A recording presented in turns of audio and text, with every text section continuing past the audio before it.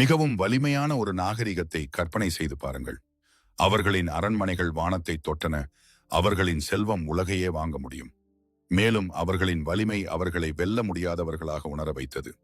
ஆனாலும் ஒரே நொடியில் அவர்கள் கட்டிய அனைத்தும் தூசியாக மாறியது. இது ஆத் மக்களின் வரலாறு. அல்லாஹ்வை மீறி இறுதி விலையை செலுத்திய ராட்சதர்கள். அவர்களின் இழந்த சொர்க்கத்தையும் துயரமான வீழ்ச்சியையும் வெளிக்கொணர நீங்கள் தயாரா? பிரம்மாண்டமான அரண்மனைகள், தங்கம், ஆடம்பரமான தோட்டங்கள் மற்றும் வரம்பற்ற சக்தி. ஆத் மக்கள் பூமியில் தங்கள் சொந்த சொர்க்கத்தை கட்டினார்கள். அவர்களின் உடல்கள் ராட்சதர்களைப் போலிருந்தன. அவர்களின் வலிமை புராண கதை. ஆனால் இந்த சக்தி அவர்களை ஆணவத்திற்கு இட்டுச் சென்றது. மேலும் அல்லாஹ் குரானில் ஒரு பெரிய எதிரி என்று விவரித்த அவர்களின் அரசன் தனது போலி சொர்க்கத்தை கட்டி எழுப்ப 700 ஆண்டுகள் செலவிட்டார். அவர்கள் தங்களை அழியாதவர்கள் என்று நினைத்தார்கள். தெய்வீகத்தன்மையை அவர்கள் உரிமை கொண்டாடினார்கள். அவர்கள் அல்லாஹ்வுக்கும் அவனுடைய தீர்க்கதரிசிக்கும் எதிரிகளாக மாறினர். ஆனால் அவர்கள் ஒன்றை மறந்துவிட்டார்கள். எந்த சக்தியும் அல்லாஹ்வின் தண்டனையிலிருந்து தப்ப முடியாது. இறுதியில் பூமி இதுவரை கண்டிராத மிகப்பெரிய பேரழிவுகளில் ஒன்றை அவர்கள் சந்தித்தனர். அவர்களின் உயரமோ செல்வமோ இந்த காணொளிகளை காப்பாற்ற மக்களின் வரலாறையும் அவர்களின் துயரமான முடிவையும் நீங்கள் கேட்பீர்கள். காணொளியை லைக் செய்ய மறக்காதீர்கள். அதனூடாக இது அதிகமான மக்களை சென்றடைய உதவும். உங்கள் ஆதரவுடன் உலகின் ஒவ்வொரு மூலைக்கும் இஸ்லாமிய வீடியோக்களை நாங்கள் வழங்க முடியும். நீங்கள் தயாராக இருந்தால் தொடங்குவோம். குரானில் குறிப்பிடப்பட்டுள்ள உன்னத தீர்க்கதரிசிகளில் ஹூத் நபியும் ஒருவர். அவர் நூஹ் நபியின் வம்சாவளியைச் சேர்ந்தவர். சூரா ஹூத் மற்றும் குரானின் பிற அத்தியாயங்களில் அவர் எவ்வாறு ஆத் மக்களுக்கு அல்லாஹ்வின் ஏகத்துவமான தவ்ஹீதின் செய்தியை அறிவிக்க அனுப்பப்பட்டார் என்பது கூறப்பட்டுள்ளது. ஆத் மக்களின் எதிர்ப்பை அவர் தொடர்ந்து எதிர்கொண்ட போதிலும் ஹூத் நபியின் உறுதியான நம்பிக்கை அவரை ஆதரித்தது. இன்றைய யமன் மற்றும் ஓமான் இடையே உள்ள உபர் அல்லது இரம் என்று அழைக்கப்படும் ஒரு வளமான பகுதியில் ஆத் மக்கள் வசித்து வந்தனர். இந்த பகுதி குரானில் விவரிக்கப்பட்டுள்ளது மற்றும் சூரா அல் ஃபஜ்ரில் இரம் உயர்ந்த தூண்களின் இரம் என்று தோன்றுகிறது. மேலும் அதன் அற்புதமான கட்டமைப்புகளுக்கு பெயர் பெற்றது. இது சூரா அல் ஃபஜ்ரில் குறிப்பிடப்பட்டுள்ளது. அலம் தர கைஃப ஃபஅல ரப்புக பிஆத் இர்ம ذاتில் இமாத் அல்லதி லம் யுக்லக் மிஸ்லுஹா ஃபில் பிலாத். உங்கள் இறைவன் இரம் மக்களுடன் எவ்வாறு நடந்து கொண்டான் என்பதை நீங்கள் பார்க்கவில்லையா? அவர்கள் உயர்ந்த தூண்களைக் கொண்டவர்கள். அவர்களைப் போன்றவர்கள் எந்த நாட்டிலும் ஒருபோதும் படைக்கப்படவில்லை. சூரா அல் ஃபஜர் அத்தியாயம் 89 வசனங்கள் 6 முதல் 8. இந்த வசனங்கள் இரமை தூண்களைக் கொண்ட ஒரு நகரமாக விவரிக்கின்றன. அந்த பகுதியின் பெரிய மற்றும் வலுவான கட்டிடங்களை சுட்டிக்காட்டுகின்றன. மக்கள் இந்த அழகான நகரத்தில் தங்கள் சக்தி மற்றும் செல்வத்தை பற்றி பெருமை கொண்டனர். அவர்கள் ஆணவமடைந்து அல்லாஹ்வை மறுத்தனர். அவர்கள் சிலைகள் மீது கொண்ட வலுவான பற்றுக்கு பெயர் பெற்றவர்கள். அவர்கள் அல்லாஹ்வின் அடையாளங்களை புறக்கணித்து எதுவும் தங்களுக்கு தீங்கு விளைவிக்காது என்பது போல் நடந்து கொண்டனர். தங்கள் தவறுகளில் தீவிரமடைந்தனர். அல்லாஹ் இரம் மக்களுக்கு உயர்ந்த நிலையையும் செல்வத்தையும் ஆசீர்வாதங்களையும் கொடுத்தான். அவர்கள் மிகவும் செல்வந்தர்களாகவும் வளமான நிலங்களை கொண்டவர்களாகவும் வசதியுடன் வாழ்ந்தவர்களாகவும் நீண்ட ஆயுளை கொண்டவர்களாகவும் இருந்தனர். மக்கள் இரம் தூதருக்கு மரியாதை மற்றும் உயர் விருந்தோம்பல் கூட காட்டினர். அவர்கள் ஒவ்வொரு மலையிலும் தோட்டங்கள், குளங்கள் மற்றும் அரண்மனைகளை கட்டினார்கள். இவை தங்களை என்றென்றும் வாழ வைக்கும் என்று அவர்கள் நம்பினர். அவர்களுக்கு பிறகு வந்த புதிய தலைமுறையை பற்றி குரான் கூறுகிறது. فَخَلَفَ مِنْ بَعْدِهِمْ خَلْفٌ أَضَاعُوا لِلصَّلَوَةِ وَاتَّبَعُوا لِلشَّهَوَةِ فَسَوْفَ يَلْقَوْنَ غَيًّا. பின்னர் அவர்களுக்கு பிறகு தொழுகையை புறக்கணித்து தங்கள் விருப்பங்களை பின்பற்றிய வாரிசுகள் வந்தார்கள். எனவே அவர்கள் விரைவில் அழிவை அல்லது இழப்பின் பள்ளத்தாக்கை சந்திப்பார்கள். சூரா மரியம் சூரா 19 வசனம் 59. நபிஹூத் காலத்தில் ஆத் மக்களின் தலைவராக ஷதாத் இருந்தார். குரானில் அல்லாஹ்வின் 3 முக்கிய எதிரிகள் குறிப்பிடப்பட்டுள்ளனர். ஃபிரௌன், ஷதாத் மற்றும் நம்ருத். ஷதாத் முழு உலகத்தையும் தனக்கு கீழ்ப்படியச் செய்ய விரும்பினார். அவர் சிலை வழிபாட்டைச் சுற்றி ஒரு அரசியல் அமைப்பை உருவாக்கினார். கொடுமை மற்றும் இரத்தக்களரியை ஆட்சி செய்ய பயன்படுத்தினார். நபிஹூத் அல்லாஹ்வின் செய்தியை கொடுத்த போதிலும் ஷதாத்தும் அவரது மக்களும் அந்த வெளிப்பாட்டை நிராகரித்தனர். அவர்கள் தங்கள் சிலைகளையும் சக்தியையும் பிடித்துக் கொண்டு தங்கள் பழைய வழிகளை தொடர்ந்தனர். குரான் இதை விவரிக்கிறது.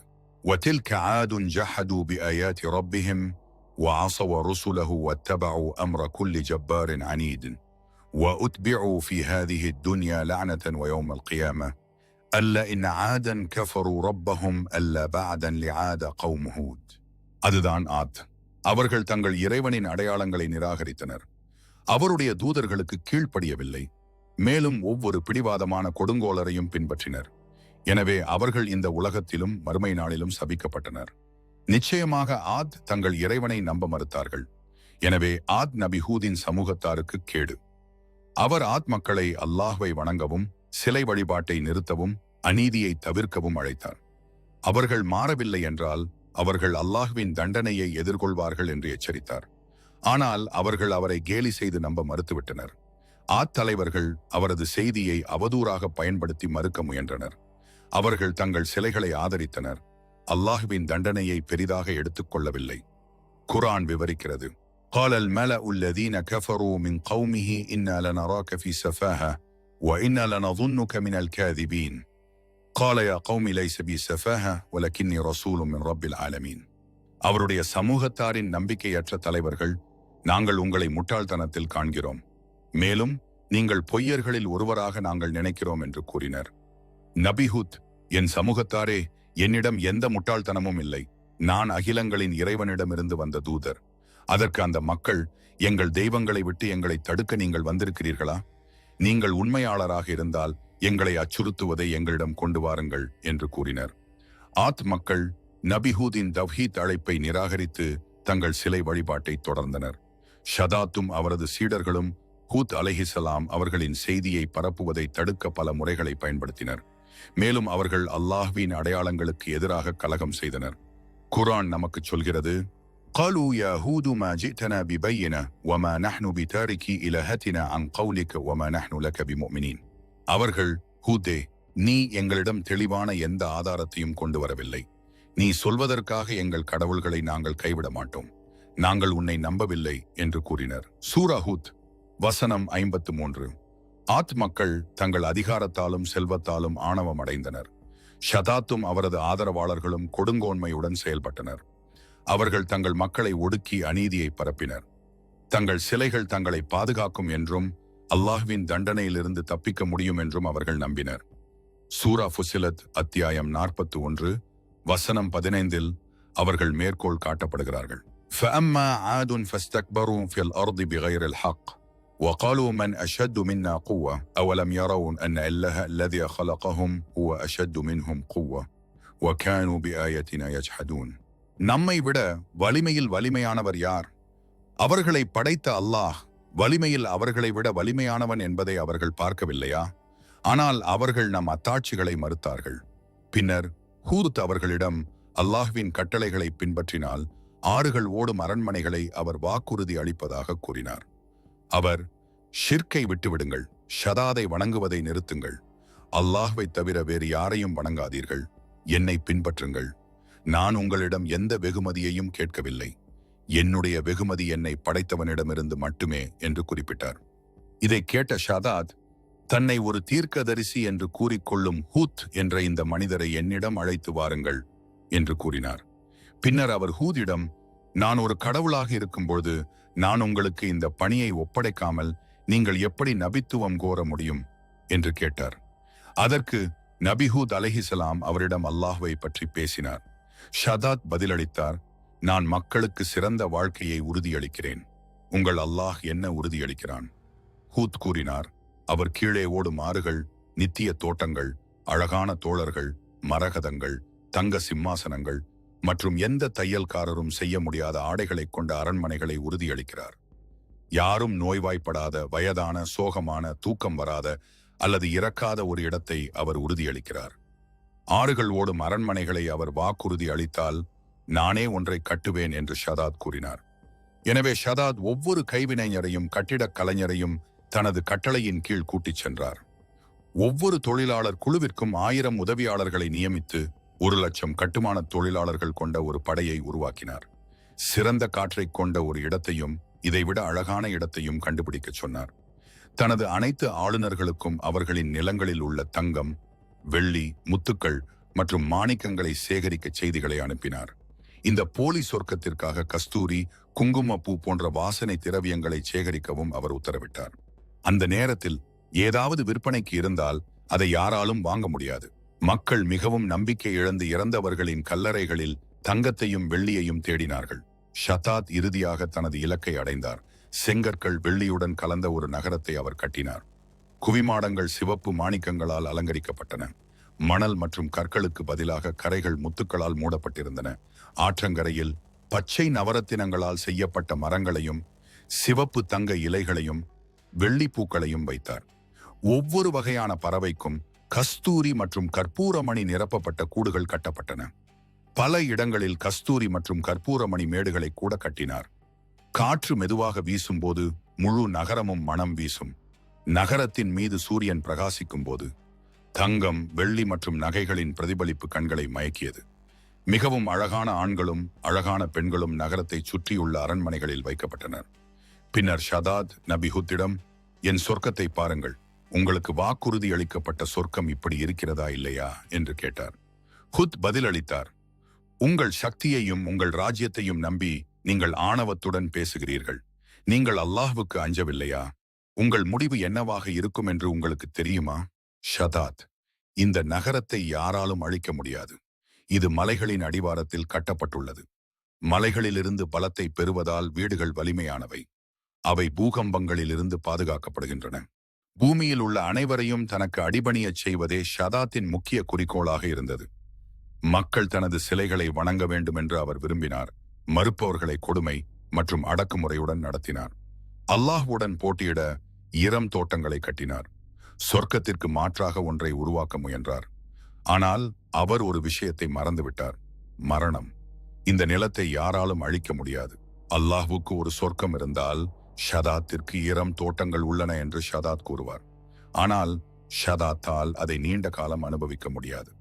நபிஹூத் தனது செய்தியை தொடர்ந்து வழங்கும்போது ஆத் மக்கள் மிகவும் ஆக்ரோஷமாக மாறினர். அவர்களின் சிலைகள் தங்களை பாதுகாக்கும் என்று அவர்கள் நம்பிக்கை கொண்டிருந்தனர். அவர்களுக்கு மட்டுமே முழு கட்டுப்பாடும் அதிகாரமும் இருப்பதாக அவர்கள் உண்மையிலேயே நம்பினர். அவர்கள் தொடர்ந்து கூறிக்கொண்டே இருந்தனர், நீர் எங்களை எச்சரித்தாலும் சரி, எச்சரிக்காவிட்டாலும் சரி, எங்களுக்கு சமமே. இது முன்னோர்களின் மரபை தவிர வேறில்லை. மேலும் நாங்கள் ஒருபோதும் தண்டிக்கப்பட மாட்டோம் என்று அவர்கள் கூறினர். இந்த பொய்யான நம்பிக்கையை அவர்கள் தங்களை தாங்களே நம்பிக்கொண்டனர். நபிஹூதின் செய்தியை ஏற்றுக்கொண்ட விசுவாசிகளை ஆத் மக்கள் சித்திரவதை செய்தனர். அவர்களின் மன உறுதியை உடைக்க வேண்டும் என்ற நம்பிக்கையில் அவர்களை சிறைகளில் கூட அடைத்தனர். அவர்கள் ஹூத்தை கேலி செய்து, போ, எங்களுக்கு தண்டனையை கொண்டு வா என்று கூறினர். விரைவில் தண்டனைக்கான அறிகுறிகள் தோன்றத் தொடங்கின. ஆறுகள் வறண்டன. பசுமையான நிலங்கள் மஞ்சள் நிறமாக மாறியது. புகழ்பெற்ற பழங்கள் மற்றும் தாவரங்களுடன் கூடிய ஈரமின் அழகிய தோட்டங்கள் ஒவ்வொன்றாக இறக்கத் தொடங்கின.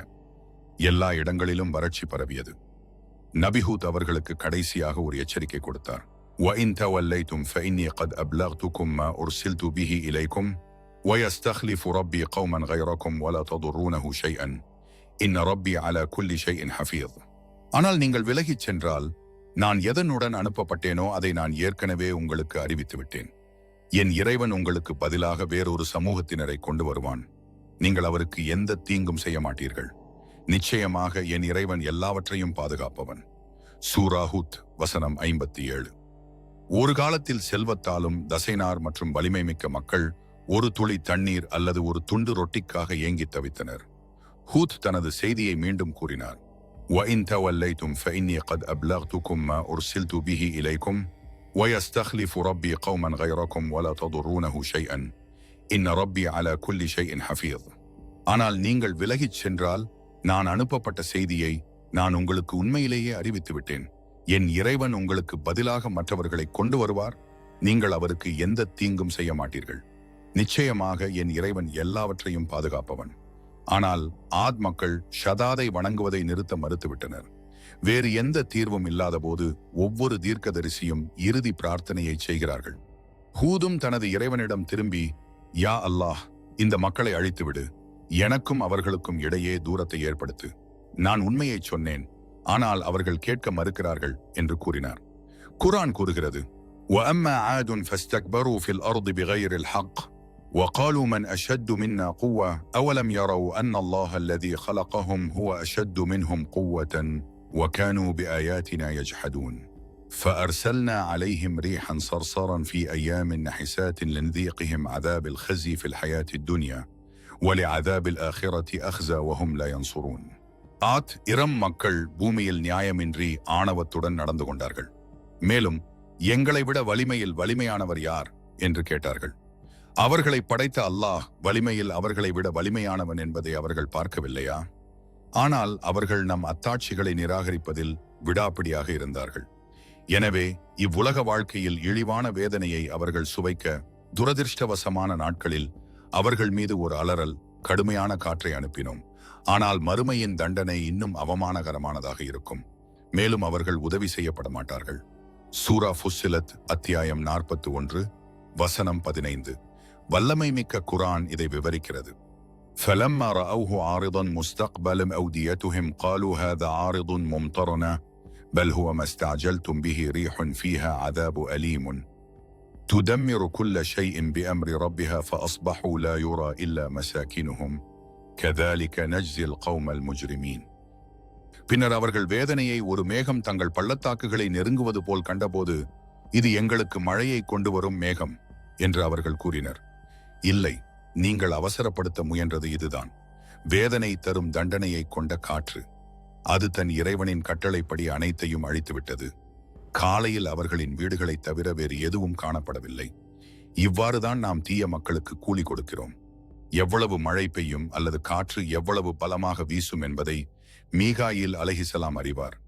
ஆனால் அந்த நாளில் காற்று எவ்வளவு பலமாக இருக்கும் என்பதை அல்லாஹ் மட்டுமே அறிந்திருந்தான்.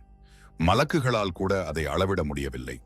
காற்றில் அடித்துச் செல்லப்படுவதை தவிர்க்க தங்கள் கழிவுகளை தரையில் புதைத்த அந்த ராட்சதர்கள் அல்லாஹ்வின் சக்தியால் பக்கவாட்டில் வீசப்பட்டனர்.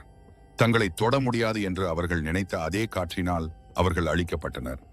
வரலாற்றின் மிகப்பெரிய அழிவுகளில் ஒன்றில் ஷதாத் முன்னணி நபராக ஆனார். ஷதாத்தின் கல்லறையை இப்ராஹிம் கண்டுபிடித்தார். ஒரு நாள் ஜிப்ரில் அலைஹிஸ்ஸலாம் அவர்கள் நபி இப்ராஹிமுக்கு ஒரு வஹியை கொண்டு வந்தார்கள். அவர் கூறினார், இந்த மலையின் உள்ளே ஒரு குகை இருக்கிறது. உள்ளே என்ன இருக்கிறது என்று எனக்கு தெரியவில்லை, ஆனால் அங்கு செல்லுங்கள். அல்லாஹ்வின் மிகப்பெரிய எதிரிகளில் ஒருவர் அந்த குகையில் இருக்கிறார். இப்ராஹிம் உள்ளே நுழைந்து ஒரு கல்லறையை கண்டார். அது ஆத் மக்களின் மன்னர் ஷதாத்திற்கு சொந்தமானது. கல்லறை மெல்லிய பட்டு துணிகளால் மூடப்பட்டிருந்தது. அதன் தலையில் ஷதாத் எழுதிய ஒரு கல் பலகை இருந்தது. மக்களே, என்னிடமிருந்து ஒரு பாடம் கற்றுக்கொள்ளுங்கள்.